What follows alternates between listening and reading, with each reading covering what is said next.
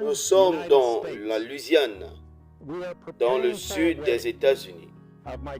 Nous nous préparons pour le mariage de mon petit-fils, Benjamin Philippe et Blythe Smith. Et je sais que l'épouse de Christ se prépare pour ce grand enlèvement et nous nous préparons pour le souper des noces en écoutant ces bandes de Malachie 4. Voici maintenant le frère Joseph Branham. Chère famille qui est le chef-d'œuvre, comme ces derniers messages ont été absolument parfaits pour l'épouse de Christ. Dieu qui s'est dévoilé devant nous, se révélant à la vue de tous. Le monde ne peut pas voir cela, mais pour nous, son épouse, c'est tout ce que nous pouvons voir. Nous avons franchi le voile et nous le voyons exposé au regard de tous. Dieu derrière des peaux humaines. La parole a été faite chair exactement comme il a promis dans Luc 17 et dans Malachie 4. Dieu s'est caché derrière un voile humain, dans son prophète et dans son Église. Nous sommes les gens les plus heureux du monde quand nous entendons Dieu parler par son ange messager et qu'il nous dit « Je suis tellement reconnaissant pour vous. Je suis si heureux d'être associé avec vous. Je suis si heureux d'être l'un de vous. Que Dieu soit avec vous. Il le sera. Il ne vous délaissera jamais. Il ne vous abandonnera jamais. Il ne vous quittera pas. Vous avez franchi le voile à présent. »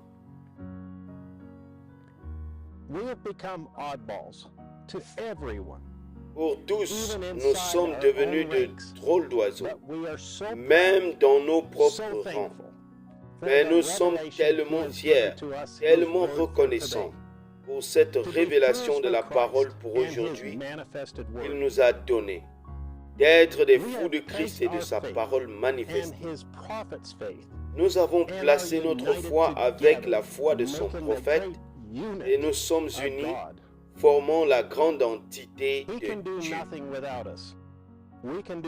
Il ne peut rien faire sans nous. Nous ne pouvons rien faire sans ce prophète. Et nous ne pouvons pas non plus faire quoi que ce soit sans Dieu. Donc, tous ensemble, nous formons une entité, la connexion. Dieu, son prophète, son épouse. Nous sommes devenus son chef-d'œuvre. Il lui a fallu 4000 ans pour faire son premier chef-d'œuvre. Maintenant, il lui a fallu 2000 ans pour faire son autre chef-d'œuvre. Nous, son épouse, sa grande famille, qui est son chef-d'œuvre, le deuxième Adam et la deuxième Ève.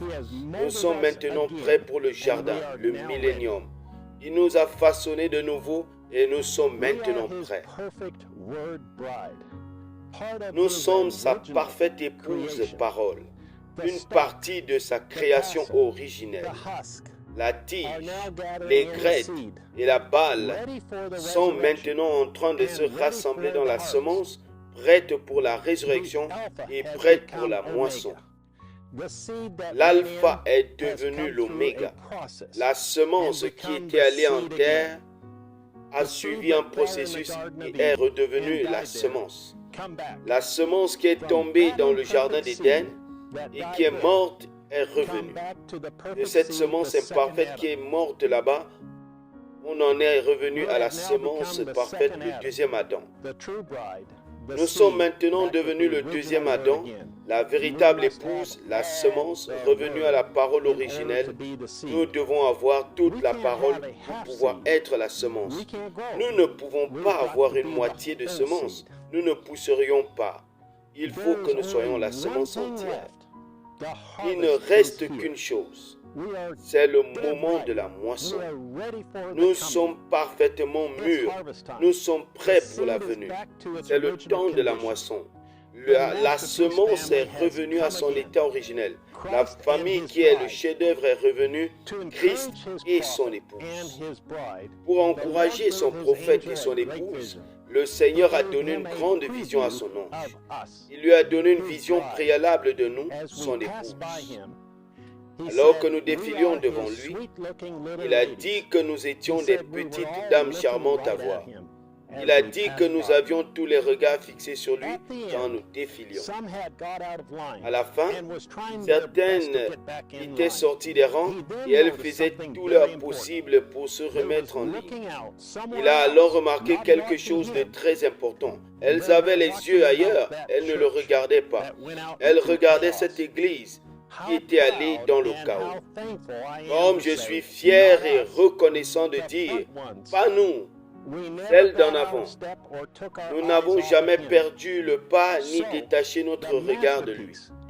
Alors, le chef-d'œuvre est le Fils de Dieu. Le chef-d'œuvre est l'épouse. C'est un morceau de lui qui doit être l'accomplissement de la parole. La parole s'est accomplie et nous sommes prêts pour la venue du Seigneur. Comme nous sommes reconnaissants de savoir que nous sommes sa famille, ses chefs-d'œuvre, sa véritable épouse.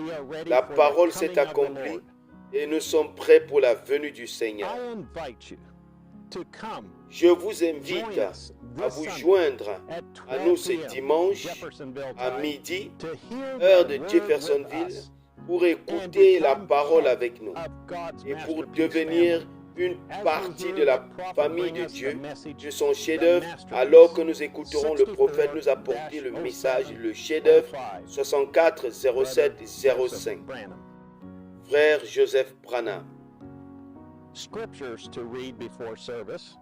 Passage des Écritures à lire avant la réunion.